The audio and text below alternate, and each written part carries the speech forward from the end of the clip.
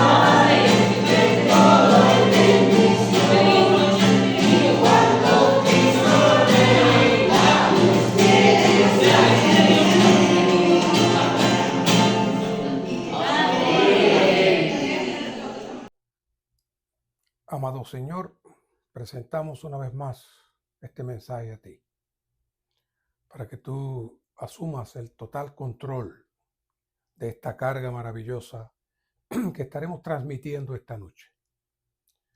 Oh Señor, sabemos que tu enemigo no está contento con este tipo de mensaje, por lo cual pedimos tu cubierta, tu protección y tu guianza. Permite que los santos que escuchen este mensaje sean infundidos, sean avivados, sean aclarados, sean iluminados para vivir en tu reino y buscar tu transformación. Gracias, Señor. Amén. Amados hermanos, esta noche entramos ya al mensaje número 4.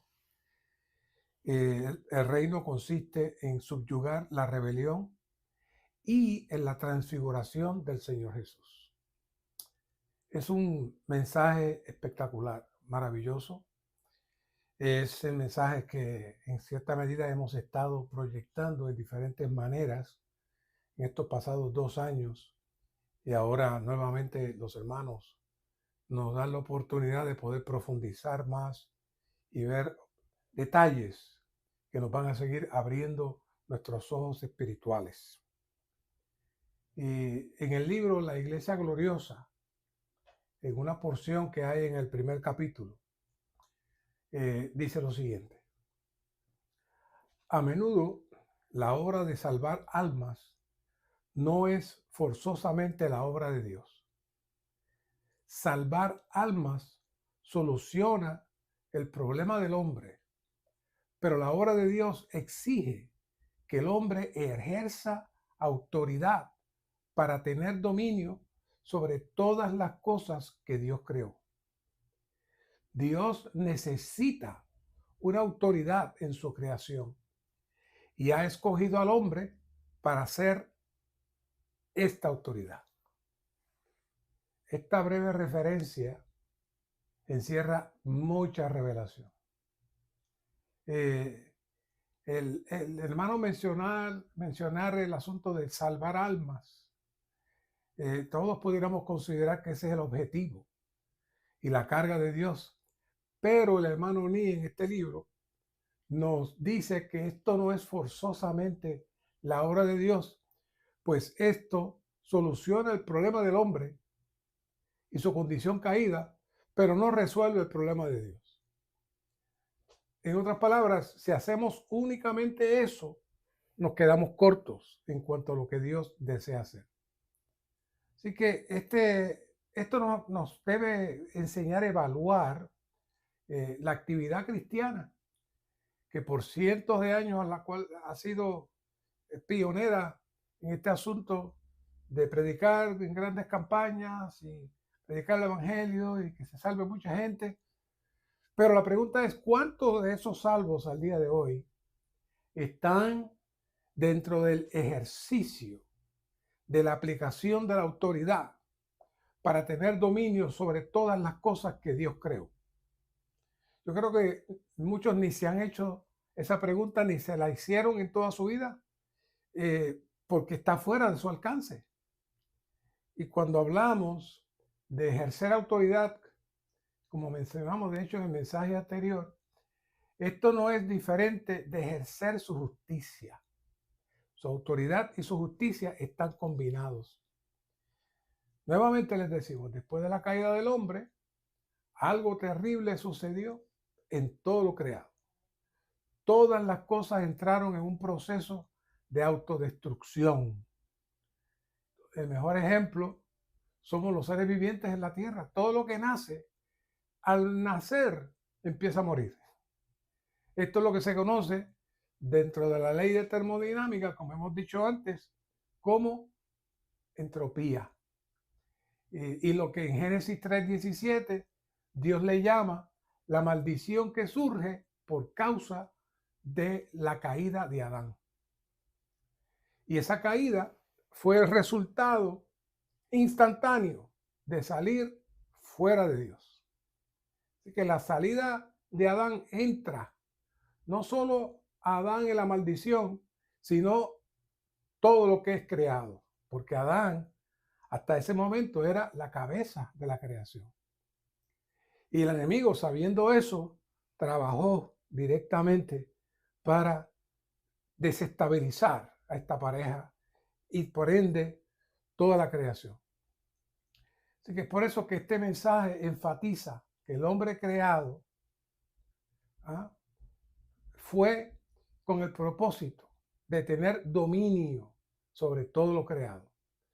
Es decir, volver a restaurar el orden de la justicia de Dios en su reino. Por eso miramos aquí en Romanos 8:19, donde dice, porque la creación observa ansiosamente, aguardando con anhelo la revelación de los hijos de Dios. Porque la creación fue sujetada a vanidad. No por su propia voluntad, sino por causa del que la sujetó. ¿Quién la sujetó a vanidad? Adán la sujetó. Eso fue lo que le dijo el Señor a Adán en Génesis 3:17. Por tu culpa, la tierra es maldita. Así de sencillo. Entonces, ¿qué es la revelación que habla aquí de los hijos de Dios? Aguardando con anhelo la revelación de los hijos de Dios. Bueno, esa es la manifestación de todos los redimidos en un vivir en la justicia subjetiva, la cual es Cristo mismo como nuestro vivir en vida dentro de esta atmósfera de muerte. O sea que esa justicia subjetiva es Cristo mismo como nuestra justicia, viviéndose en nosotros para subyugar toda esta atmósfera de muerte. Pero desgraciadamente no tenemos una visión completa. Muchas veces no tenemos una visión completa, global, de toda la carga de Dios. y vemos los temas fraccionados. Hoy vamos a hablar del reino. Hoy vamos a hablar de la ley. Hoy vamos a hablar de la economía de Dios. Hoy vamos a hablar de esto. Hoy vamos a hablar del otro. Hermanos, todo está amarrado. Todo es una misma línea. Vamos a revisar aquí Génesis 1:26 al 28. Dice, ejerzan dominio. Y en el 28 dice, llenad la tierra y sojuzgadla y ejercer dominio. Es decir, Génesis 1:26 y 28, ambos, uno utiliza la palabra dominio y el 28 utiliza la palabra sojuzgadla. En el diccionario, sojuzgar significa dominar con violencia, con agresividad. Y dominio significa ejecutar la autoridad y tomar posesión absoluta. A eso se refiere el dominio. O sea, en ambos casos, Dios comisionó al hombre a tomar control, poner orden y recobrar lo perdido. Vean este asunto. Todo el universo cayó en caos después que Satanás se rebeló y los ángeles caídos se rebelaron. Hubo una desestabilización en todo el universo. Y Dios inundó el universo completamente. Muchas veces pensamos que Dios inundó más que la tierra. No, Dios inundó todo. Eso es inconcebible, ¿no? No fue un diluvio. Fue que sencillamente Dios produjo agua y llenó todo. ¿Con qué propósito? Bueno, Él inundó todo para no dejarle nada disponible a Satanás ni a sus huestes celestiales. Entonces, veamos Génesis 1:6 para que entienda lo que estoy hablando. Luego dijo Dios, haya una expansión en medio de las aguas y separe las aguas de las aguas. ¿Qué es eso? Que hay una expansión en medio de las aguas. Bueno, las aguas eran un bloque completo, no solo en la tierra, en todo el universo estaba lleno de agua. ¿Y qué pasó? Dios dice, mira, vamos a separar las aguas de las aguas, y haya una expansión. Más adelante le cambia a cielo, entre medio de las dos. O sea que aquí nos indica que hay un bloque de agua arriba y un bloque de agua abajo, y todavía lo va a enfatizar más abajo. Dice, e hizo Dios la expansión y separó las aguas que estaban debajo de la expansión de las aguas que estaban sobre la expansión. ¿Qué es lo que está diciendo? Que no había primero expansión. Y entonces se juntaron, estaban las aguas juntas, y entonces Dios creó un cielo, pero luego las separó las dos aguas, las que estaban arriba, que inundan todo el universo, y las que estaban abajo, inclusive donde estaba la tierra. O sea que aquí está más claro todavía. Las aguas de abajo, las aguas debajo de la expansión y sobre la expansión. Están hablando de dos niveles.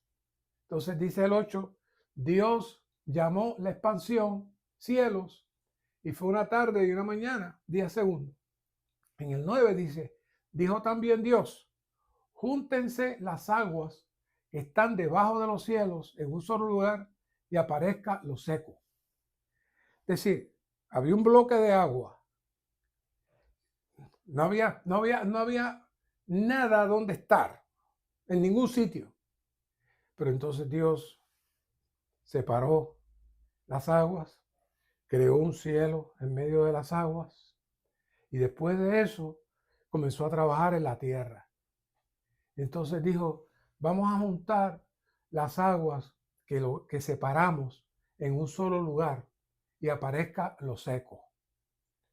¿Qué era eso? Bueno, el agua debajo de los cielos, que cubría la tierra, toda esa agua se puso en un solo lugar. Durante todo ese tiempo que estuvo esa inundación de aguas, no podemos decir cuántos millones de años fueron, fue mucho tiempo.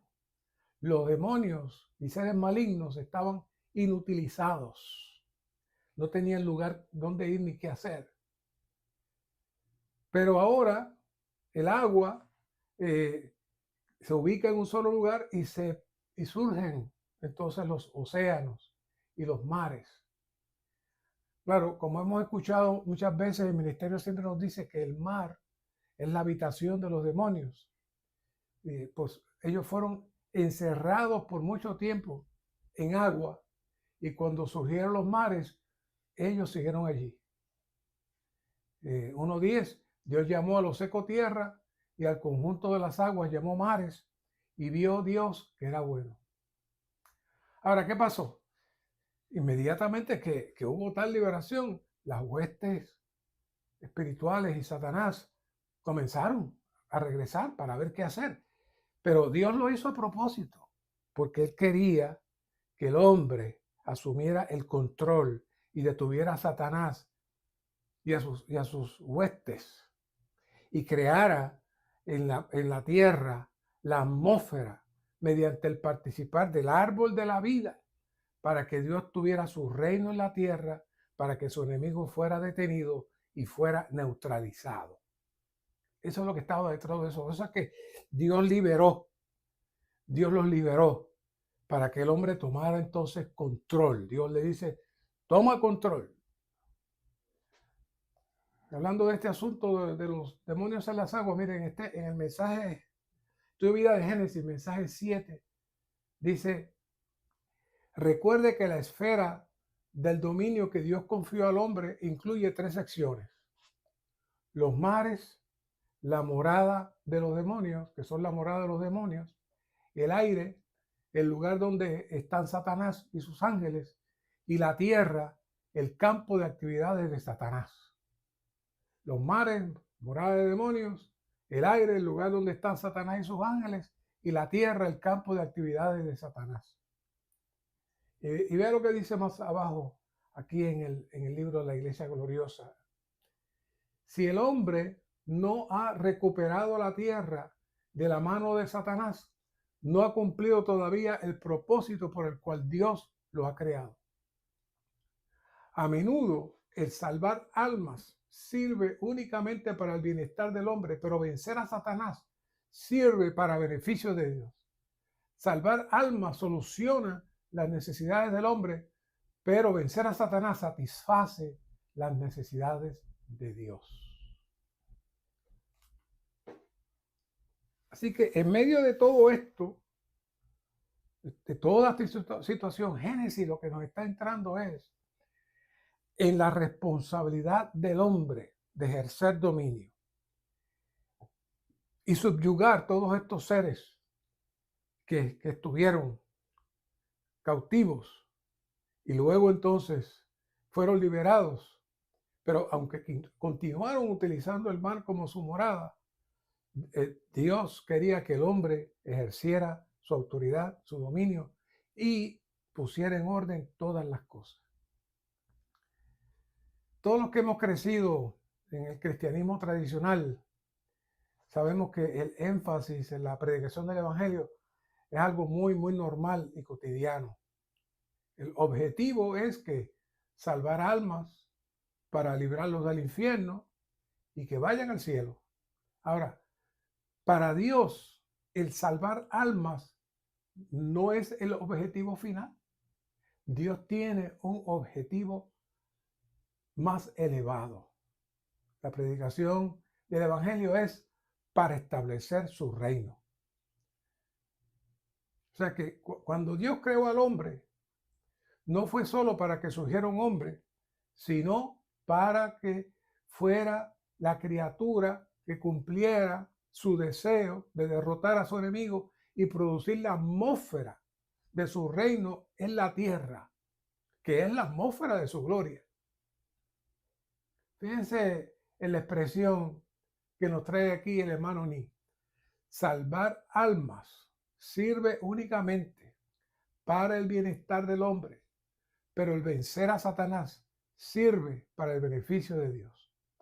La predicación del Evangelio no es para que se resuelva el problema del hombre, sino para que Dios pueda resolver su problema. Es por eso que vemos aquí en Marcos 1:15 que dice: el tiempo se ha cumplido y el reino de Dios se ha acercado. Arrepentíos y creed en el Evangelio. Veamos con cuidado. Arrepentíos y creed en el Evangelio. El reino de Dios se ha acercado. El arrepentirse y creer en el Evangelio es con un solo objetivo. ¿Para qué? Para que el reino llegue. Vea en Juan 3:5, en la conversación que el Señor tuvo con Nicodemo. Respondió Jesús, le dijo: de cierto te digo, el que no nace de agua y del Espíritu no puede entrar en el reino de Dios. ¿Qué es nacer de agua? Nacer de agua, como hemos hablado en otros mensajes, es entrar en la esfera de Dios. Ese es el pase que nos da la autoridad mediante el bautismo para recibir la vida divina por el Espíritu. ¿Pero para qué? Es para poder participar del reino de Dios. Estos dos versos nos muestran claramente que la predicación del Evangelio para arrepentimiento y aún el ser regenerados es con un solo propósito, es para poder participar de la realidad del reino de Dios. Ahora, ¿qué importancia tiene el reino para Dios? Bueno, una vez que se establece el reino, todo el orden del universo entra nuevamente y el universo entra otra vez a estar bajo lo que es la justicia de Dios. No la justicia objetiva, que ya sabemos de recibir perdón de pecados con la muerte de Cristo. No, estamos hablando de algo mucho más elevado, más profundo. Es el vivir de Cristo en nosotros, que sí, se logró mediante la cruz y su resurrección, y se siembra la semilla en nosotros, pero todo eso tiene como propósito el desarrollo del reino de Dios, dándole la oportunidad a las criaturas caídas a poder volver a entrar en su gloria con miras a la transfiguración. Y más adelante vamos a hablar de la transfiguración. Así que todo este caos que ocurrió en el universo, que les traje un poquito después de la caída, después de la rebelión satánica, la obstrucción de todas las cosas en el universo, luego Dios nuevamente pone las cosas en su sitio, entonces Satanás lo libera y ahí comisiona al hombre para que cumpla una tarea. El único objetivo es Dios establecer su reino. En el número romano 1 dice: el reino de Dios es el poder para subyugar la rebelión. Hay dos grandes principios rectores en el universo: la autoridad de Dios y la rebelión de Satanás. La controversia única que existe entre Dios y Satanás tiene que ver con la autoridad y la rebelión. La rebelión es negar la autoridad de Dios y rechazar el gobierno de Dios.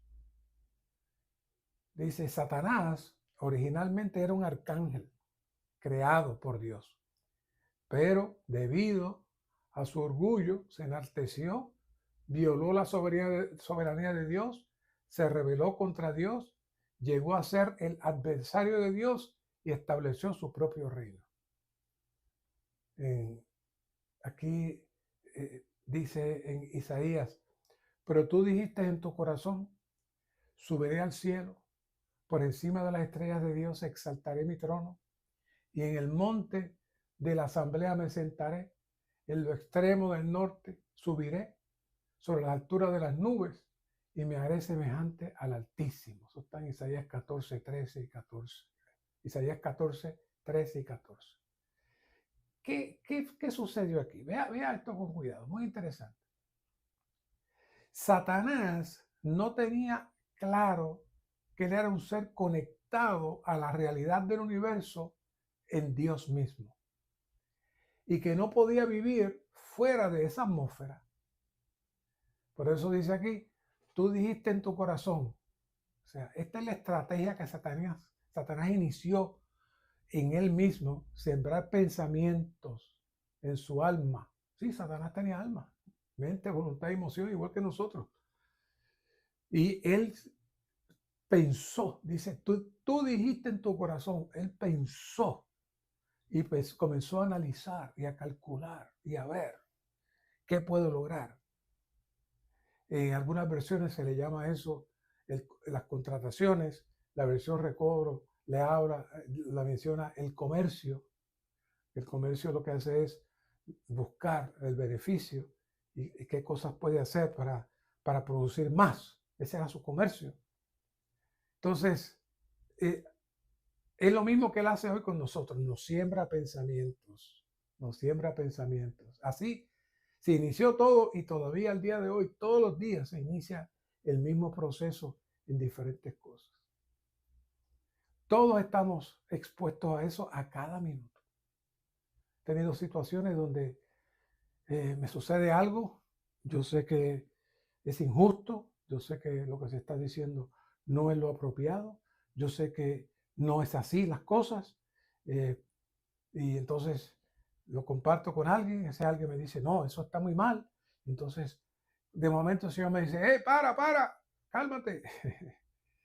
Sí, tú tienes razón y todo lo que se dijo fue malo, pero si tú sigues hablando, te contaminas, cállate y olvídate de eso.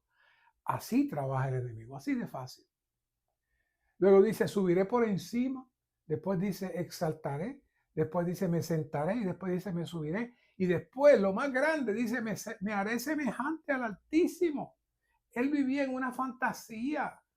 Él se creó una falsa realidad, no entendiendo la magnitud de lo que él anhelaba hacer.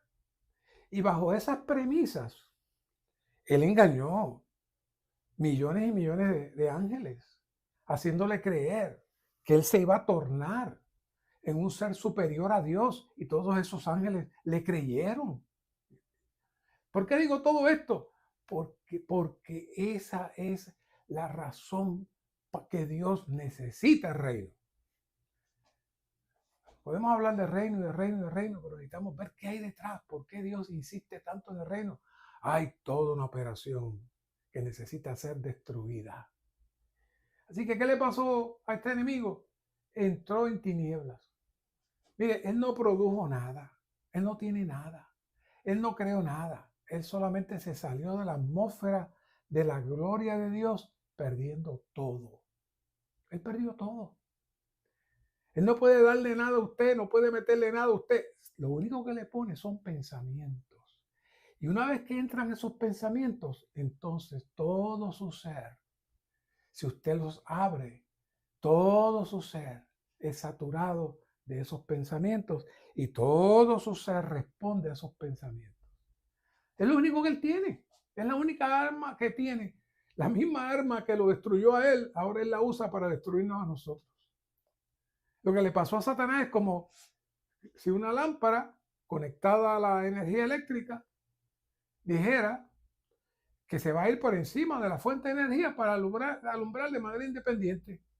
Y dice, me voy a desconectar porque voy a ser más poderosa. La desconectó y se puso en tinieblas, se acabó. Eso le pasó a él. Ahora, ¿cuál es el trabajo del enemigo hoy todavía? El único trabajo del enemigo es mantenernos en la esfera donde él está. Su reino es la atmósfera que carece de luz, es la atmósfera que carece de resplandor de la gloria de Dios. Entonces, desde esas tinieblas, él crea una atmósfera, la cual disfraza en lo que le llamamos el cosmos, de una manera ficticia, para exaltar los sentidos, para exaltar los pensamientos, para corromper los deseos del cuerpo. Y entonces el hombre queda atado en una vanidad que no existe, en un placer que no es verdad, en una supuesta felicidad que no existe. Todo es mentira, todo es algo completamente externo y sin valor, Satanás no tiene nada.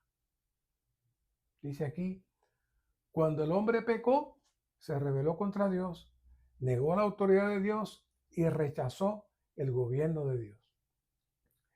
En Babel, los hombres se rebelaron colectivamente contra Dios para eliminar la autoridad de Dios en la tierra. Ahora, ¿qué es la autoridad de Dios y el gobierno de Dios? Eso es el reino de Dios, cuya base y fundamento es su justicia. Para rechazar la rebelión necesitamos renunciar a nuestras ideas, conceptos, opiniones y simplemente entrarnos en la experiencia del disfrute y la expresión de Cristo, que es la carga de este mensaje. No se nos olvide la carga de este mensaje. Esa es la manera de tratar con el enemigo de Dios y derrotarlo. Es la manera que Dios quería que Adán derrotara a su enemigo, en el pleno disfrute. Cuando él le dice, mira, de todos estos árboles podrás comer. No hay cosa más deleitable que comer, especialmente cuando usted tiene hambre. ¿Ah? Pero dentro de esos árboles había uno que Adán tenía que utilizar el órgano apropiado para poderlo comer. No sé si fue que se entretuvo comiendo demasiado de los otros y dijo, ese lo voy a dejar para el final. Pero en el proceso de ir a comer el que debió comer, Satanás entonces introdujo pensamientos en él. Y de esa manera se activó el árbol de ciencia del conocimiento del bien y del mal. Todo eso son cosas figuradas. Hollywood nos hace creer que todo eso es físico. Nada de eso es físico. Es igual que hoy. Hoy podemos participar del árbol de la vida. ¿Dónde está? ¿Usted lo ve? No. Hoy usted participa todos los días del árbol de ciencia del bien y del mal. ¿Dónde está? Usted no lo ve, pero es real. Es real. Es otra dimensión. Es por eso que en Isaías 125 que nos habla de que al final Dios necesitará la culminación de una nueva ciudad. ¿Sabe cómo le llaman en Isaías 1:25? Ciudad de justicia. Esta ciudad será la suma del vivir en justicia de todos los santos fuera de la rebelión y en armonía con el reino de Dios y su justicia. Todo cae, todo armoniza. Necesitamos ver el lado feo, pero a la misma vez queremos mostrar el lado bonito. Así que aunque Satanás se rebeló contra la autoridad de Dios y aunque el hombre viola su autoridad al rebelarse contra él, Dios no permitirá que esta rebelión continúe. Buenas noticias, Él va a establecer su reino sobre la tierra. A la larga o a la corta, Él va a establecer su reino sobre la tierra. Como hemos mencionado antes en Malaquías 28:15, el gran pecado global del universo fue salirse fuera de la atmósfera del reino y de la gloria de Dios. Y esto fue lo que produjo que la injusticia estaba dentro del enemigo. La injusticia es todo aquello que está fuera de Dios. La injusticia es todo aquello que se produce mediante el esfuerzo y capacidad de los hombres y en el caso de Satanás de él. Y eso es la injusticia porque usted se salió del orden de la justicia que tenía Dios en la atmósfera de su gloria. Ahora, Dios depende hoy de nosotros que regresemos al orden de la justicia. Primero Él pagó el precio objetivo para cumplir toda justicia, pero dentro de nosotros ahora hay que vivir en la armonía del orden de la justicia. El Señor Jesús vino a establecer el reino de Dios para el cumplimiento del propósito eterno de Dios. El reino de Dios es una esfera divina en la cual Dios puede ejercer su autoridad para llevar a cabo su plan. Así que Dios quiere hacer una esfera o Dios tiene ya una esfera, mejor dicho. Aquí, dentro de la misma esfera de tinieblas, Dios está produciendo una esfera donde Él puede ejercer su autoridad para llevar a cabo su plan. De esa esfera vamos a hablar más adelante. Así que, como Dios encarnado, el Señor Jesús vino a establecer el reino de Dios. Establecer una esfera en la cual Dios puede llevar a cabo su propósito mediante el ejercicio de su autoridad. Un repasito de lo que hablamos la semana pasada. El valor de la encarnación del Señor estriba en que el cuerpo físico de Cristo no tenía diferencia de ningún otro cuerpo físico. Si usted cree que el cuerpo físico de Cristo era algo espectacular, que no tenía sangre, que cuando se daba un golpe no le dolía, que no le dolían los músculos al Señor. No, Señor, no. Posiblemente a Él le pusieron el cuerpo más frágil y el cuerpo más débil y el cuerpo más feo. ¿Ah? Ahora, la gran diferencia fue que Cristo tuvo un espíritu mezclado desde su nacimiento, que le permitió permanecer dentro de la esfera del reino desde su nacimiento, pero con un cuerpo y vivir de hombre. Eso es lo que le da el valor a la encarnación. Debido a eso, vino a ser el sacrificio perfecto y sin mancha dentro de los hombres de la tierra para ser ofrecido por nuestros pecados, cumplir entonces el requisito de la justicia objetiva. Por eso es que hablan de que somos justificados. ¿Qué es ser justificado?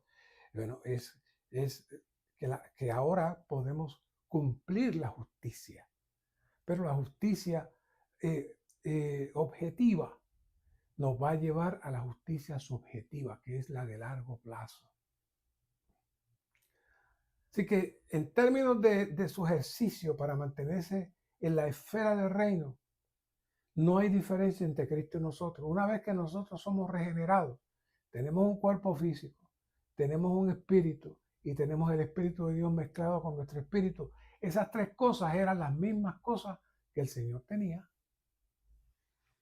Nosotros pensamos, no, pero Cristo era otra cosa. Cristo, como lo presentan muchos grupos, no, Cristo antes de su resurrección era igual que nosotros. Lo único que al estar ejercitado y tocando los lugares celestiales, él tenía toda la autoridad para atar al enemigo y derrotar al enemigo. Y ustedes saben que en Mateo, cuando habla de la tentación del Señor, es muy impresionante la lección que el Señor nos da. Satanás le habla para activar su mente y Cristo siempre le contesta ¿con qué? Con la palabra.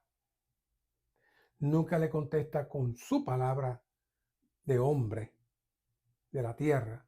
No, él le contesta con la palabra, que es la misma palabra de él, pero es la palabra eterna, la palabra rema, no el logos. Y Cristo le contestaba con un versículo bíblico y un versículo bíblico y un versículo bíblico.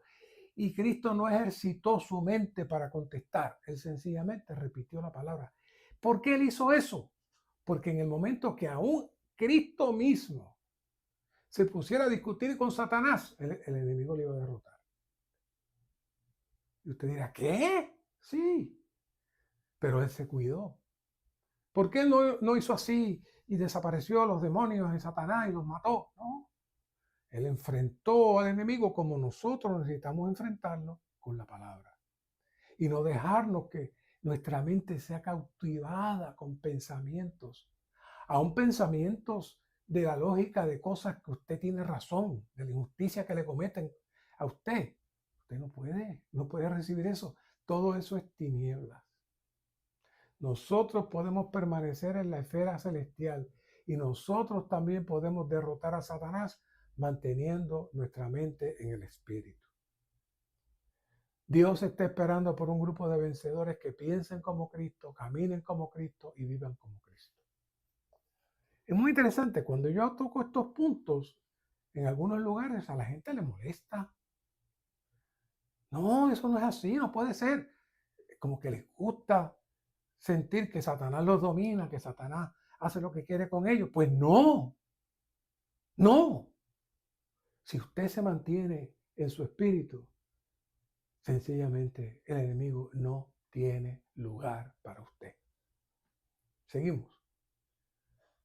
A fin de establecer el reino de Dios, el Señor Jesús tomó la posición de un hombre victorioso, derrotando a Satanás y resistiendo toda dificultad, oposición y ataque. Fíjense cómo dice un hombre victorioso, no dice un Dios victorioso, dice un hombre victorioso.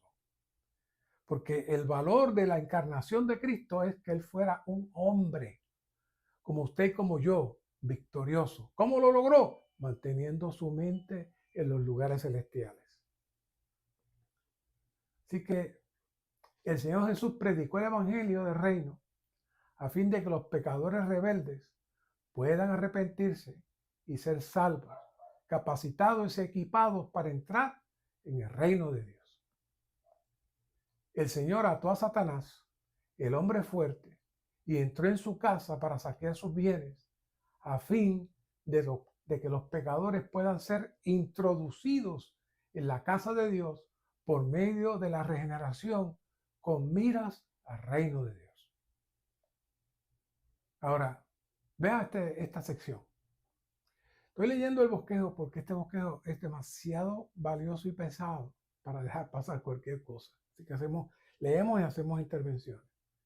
Mientras el Señor echaba fuera demonios por el Espíritu de Dios, Él destruía el reino de Satanás e introducía el reino de Dios.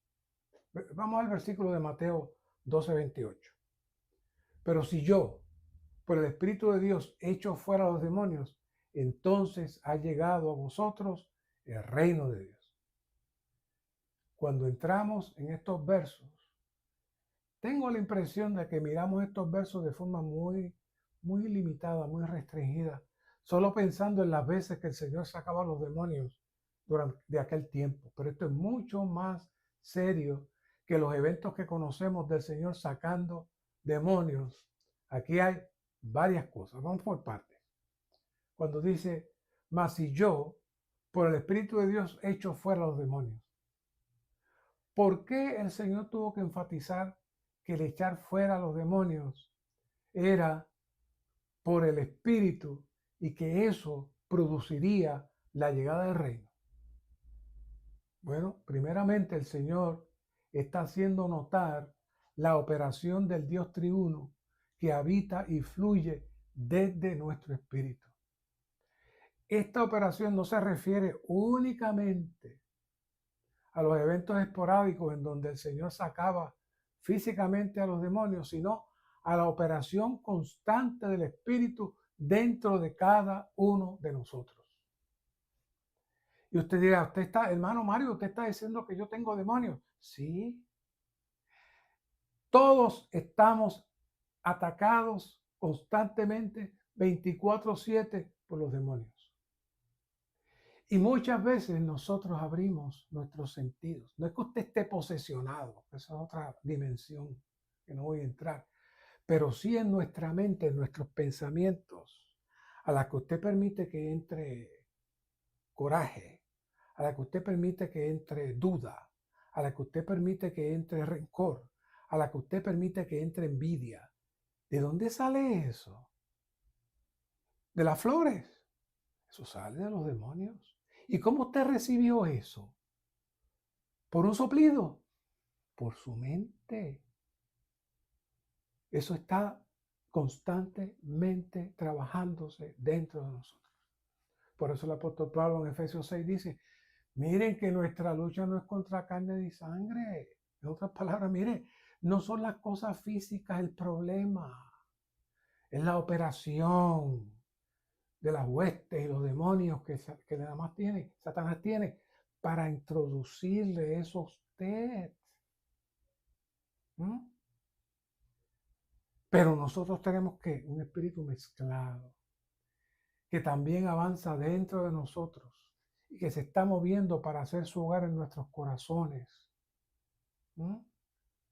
Nuestra mente es como un cuarto que tanto puede abrirse para el Espíritu de Dios como para los seres malignos. Aunque no lo percibamos, la mente es un órgano externo, contrario a nuestro espíritu, que es un órgano interno. Veamos 2 Corintios 4:16. Por tanto, no nos desanimamos. Antes, aunque nuestro hombre exterior se va desgastando, el interior, no obstante, se renueva de día en día. Vea la nota aquí. El hombre exterior se compone del cuerpo como su órgano físico y del alma como su vida y persona. Ese es su hombre exterior. Así que, ¿dónde está su alma? Conectada con su cuerpo que está afuera. Es externo. Y el enemigo tiene acceso a todo lo externo. ¿Por qué? Porque dice, Cristo mismo dijo, ahí viene el príncipe de este mundo. Y nosotros estamos moviéndonos, pensando, hablando, sintiendo. A ustedes, no, mis pensamientos están adentro. No, sus pensamientos están afuera.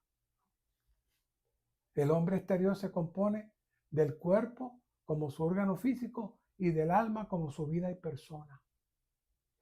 El hombre interior consta del espíritu regenerado como su vida y persona y del alma renovada como su órgano. Entonces, por un lado, usted tiene la vida y persona en su espíritu de Cristo, pero por otro lado, usted tiene la vida y persona suya del viejo hombre, que es el que tiene que ir a la cruz, para que entonces la vida y persona del Cristo mezclado en nuestro espíritu sea la que fluya. Para eso se debe negar la vida del alma, que son la mente, la parte emotiva y la voluntad, y deben ser renovadas y llevadas a un nivel más alto al ser puestas en sujeción. Eso está en 2 Corintios 10, 4 y 5, a fin de que el espíritu, la persona del hombre interior, pueda valerse de tales facultades. O sea, este es el cuadro. El cuerpo transmite el alma y el alma transmite el espíritu. Quiere decir que cuando estamos conectados con nuestro espíritu, Dios utiliza nuestra alma. No es que usted no va a tener alma, no. Dios va a usar su alma por toda la eternidad. Por toda la eternidad. Y luego su cuerpo depende donde usted lo ponga. Por eso dice, mira, ofrezcan sus cuerpos en sacrificio vivo, santo y agradable a Dios. ¿Qué es eso? Eso es un cuerpo que tiene un alma que está conectada al espíritu. Pero cuando eso no sucede y usted no conecta su alma a su espíritu, sino que usted conecta su alma al hablar del enemigo en su mente, su cuerpo también entra en el dominio. Entra en el dominio porque su cuerpo responde al alma.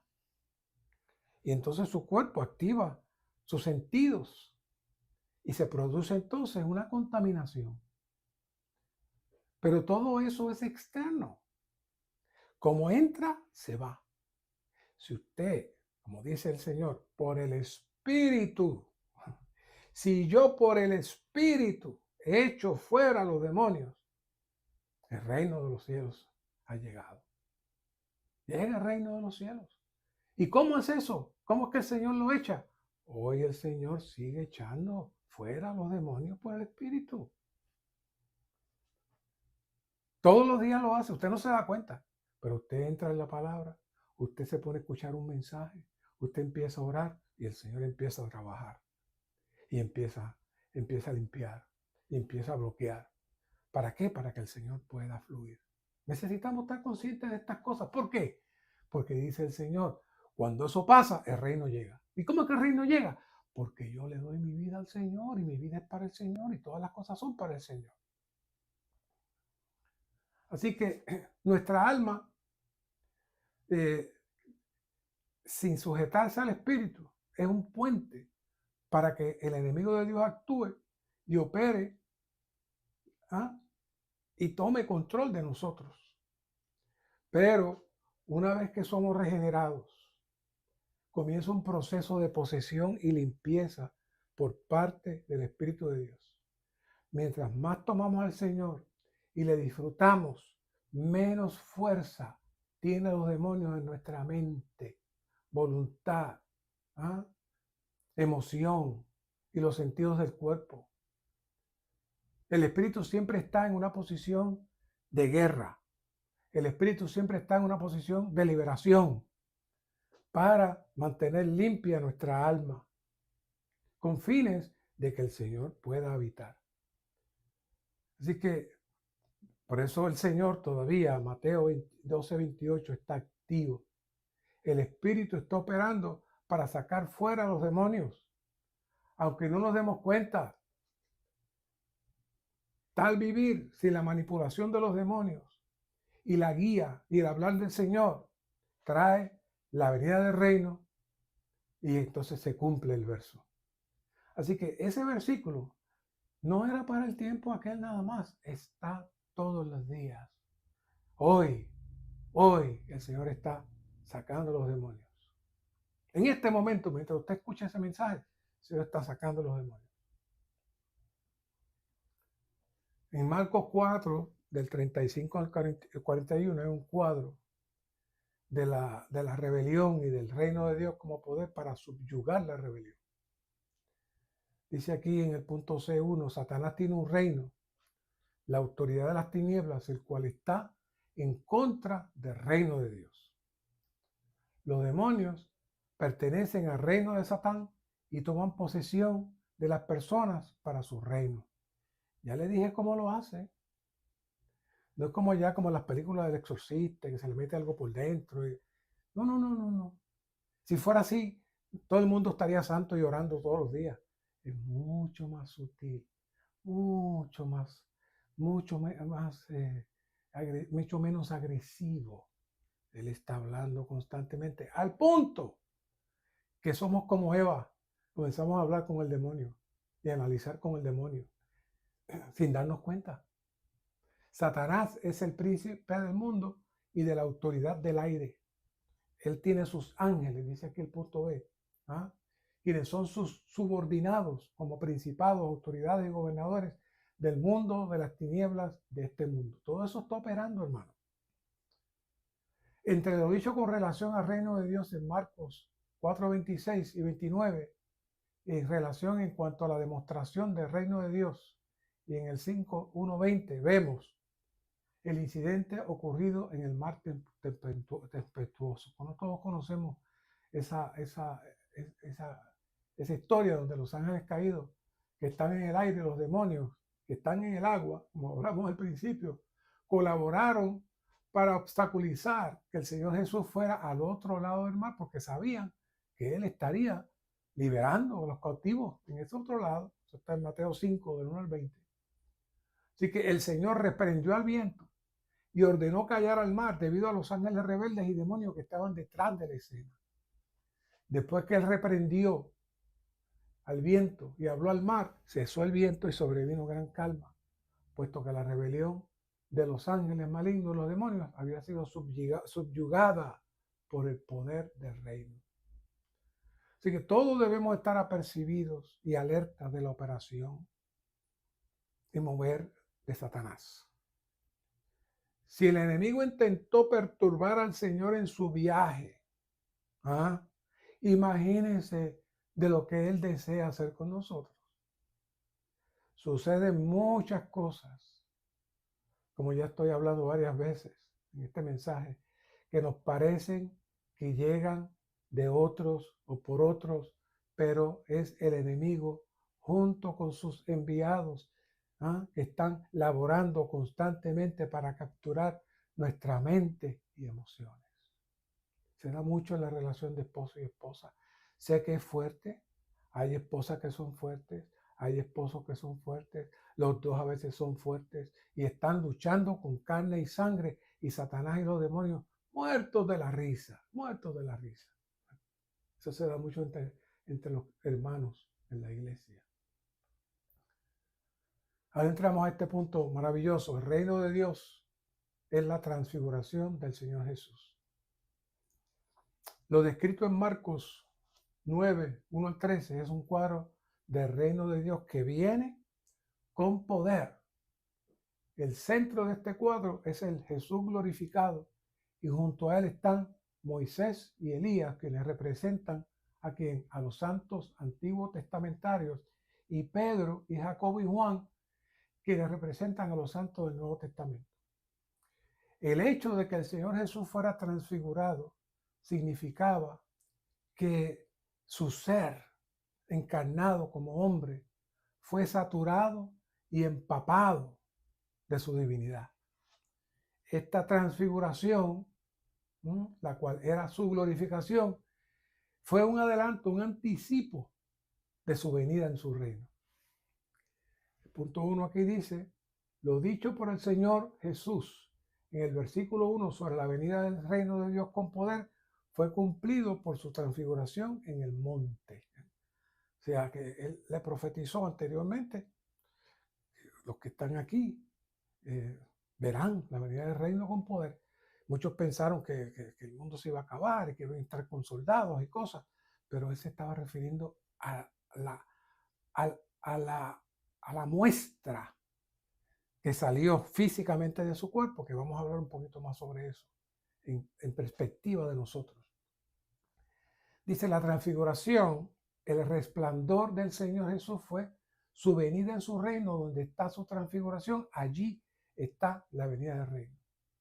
La transfiguración del Señor Jesús fue la realización de lo que Él es. El reino es el resplandor de la realidad del Señor Jesús. Estar bajo su resplandor es estar en el reino. Eso está muy hermoso. Si estamos en su luz, estamos siendo alumbrados, estamos participando de su reino. Cristo ha sido sembrado en nuestros corazones como una semilla. Dicha semilla crecerá y se desarrollará hasta que florezca y sea manifestada en gloria. Seguimos aquí. En Marcos 9 vemos la transfiguración de Cristo como semilla sembrada en Marcos 4. ¿No? ¿Qué dice en Marcos 4? Dice Marcos 4:20. Y estos son los que fueron sembrados en la buena tierra, los que oyen la palabra y la reciben y dan fruto. Uno a 30, otro a 60, otro a 100 por uno. También les dijo, ¿acaso se trae la lámpara para ponerla debajo del almud, debajo de la cama? No, es para ponerla en el candelero. Pues nada se oculta sino para ser manifestado, nada sea sino para que salga al descubierto. Si alguno tiene oídos para oír, oiga. Luego en Marcos 9:1 dice, también les dijo, de cierto os digo, que hay algunos de los que están aquí que no gustarán la muerte hasta que hayan visto el reino de Dios venido con poder. Y el 2 dice, 6 días después, Jesús tomó consigo a Pedro, a Jacobo y Juan y lo llevó aparte, solo a un monte alto, y se transfiguró delante de ellos. ¿Cuál es la relación? Aquellos que hemos recibido la semilla del reino de Dios, esa semilla necesita crecer en nosotros hasta que florezca desde nuestro interior. Y este florecimiento va a emitir una luz que será la transfiguración del Señor en nosotros de una manera práctica y experiencial, en la experiencia. Cuando Cristo es transfigurado en nuestro interior, dicha transfiguración llega a ser el reino de Dios que gobierna sobre todo en nuestra vida. Ahora vamos a repasar un poquito lo que leímos. La presentación de la lámpara que se pone en el candelero es tipo de Cristo, como el Espíritu, que entra en nosotros y se mezcla con nuestro espíritu, para que no solo habite en nosotros, sino que se revele al exterior mediante nuestro diario vivir. La presentación de la transfiguración es la manifestación de Cristo mismo, que sale de nosotros cada día. Yo sé que el evento de la transfiguración del Señor nos parece algo majestuoso, sorprendente, pero no está tan lejos de lo que pensamos. Cuando el Señor Jesús se manifiesta, es una gran luz brillante e impresionante, pero nosotros también tenemos la capacidad de brillar y expresar todo lo que Dios es. Hay varios mensajes que hemos estado hablando sobre este tema de la luz, de las estrellas, del brillo interior, pero en este mensaje está armonizando la transfiguración del Señor, algo majestuoso que quedaron todos los presentes cautivados. Eso es lo que Dios está haciendo con nosotros. Y mientras más nosotros entramos en Él y en su disfrute, más luz sale y más transfiguración hay, hasta que cuando Él venga va a haber una fusión del Cristo transfigurado, alumbrando con aquellos que tienen al Cristo alumbrando y transfigurado dentro de ellos. Eso tiene que estar pasando en nosotros. La iglesia como reino de Dios no puede existir en la vida natural, sino que únicamente puede existir en esta esfera de la transfiguración. Si estamos dispuestos a perder nuestra vida del alma por causa del Señor, experimentaremos una transfiguración prevaleciente en la vida de iglesia. Esta transfiguración será un avivamiento genuino dentro de nosotros. Número Romano 3. Entonces, los justos resplandecerán, aquí lo dice, como el sol en el reino de su Padre. Esa es la transfiguración. ¿Y quiénes son esos? Los justos. ¿Y quiénes son los justos? Los que viven en la justicia del reino. Los que renuncian a la injusticia y a la rebelión de Satanás. En el momento de la manifestación del reino, nuestra humanidad será glorificada por la gloriosa divinidad en nuestro interior. En cierto sentido, el Señor regresará de los cielos, pero en otro sentido, saldrá desde nuestro interior cuando Él se exprese plenamente en nuestro vivir. Ese será el tiempo de su venida. Esto no son teorías. Dios lo está haciendo ya, hermanos. Dios lo está haciendo ya. Pero necesitamos estar claros de la operación del enemigo. Porque si no estamos claros de la operación del enemigo, caemos como cayeron, como ha caído el hombre todo el tiempo. En el momento de la plena manifestación del reino, entraremos plenamente en la gloria. ¡Qué maravilla! En el milenio, los creyentes vencedores estarán con Cristo en la gloria resplandeciente del reino, mientras que los cristianos derrotados padecerán disciplina en las tinieblas de afuera. Cada uno de estos puntos son estudios para hacerlos más profundos, pero esto es un mensaje sumamente práctico y está hablando no de algo poético, está hablando de algo que tiene que ocurrir dentro de nosotros. Y cada uno de nosotros tenemos que prestar atención quiénes somos. Usted tiene que conocerse, cuáles son sus debilidades, cuáles son sus flaquezas, cuáles son las áreas que Satanás lo tiene todavía cautivado. ¿Cuáles son los pensamientos que todavía usted permite que entren y aún los disfruta? Y después pide perdón y vuelve y cae, vuelve y cae. ¿Por qué hace eso? Porque todavía usted no ha permitido que el Señor resplandezca. Todavía usted está en su mente. Sí, tiene mente, tiene conocimiento, tiene mucho conocimiento, como hablábamos en el mensaje pasado. Que los judíos escudriñaban las escrituras, pero no venían a él. Nosotros necesitamos entrar en la experiencia del reino, la experiencia de la transfiguración, tocando al Señor y expulsando al enemigo, para que el deseo y la necesidad de Dios se cumpla. Gracias, Señor, por este mensaje. Cumpla tu deseo. Manifiesta tu poder en nosotros. Ya estamos cansados de caer, estamos cansados de pecar, estamos cansados que el enemigo nos zarandee. Ha llegado la hora que nosotros seamos los que zarandeamos al enemigo, entrando en la atmósfera del reino. Oh, y siendo tú magnificado y expresado en cada uno de nosotros para que el enemigo sea derrotado y la necesidad de Dios sea cumplida. Gracias, Señor. Amén.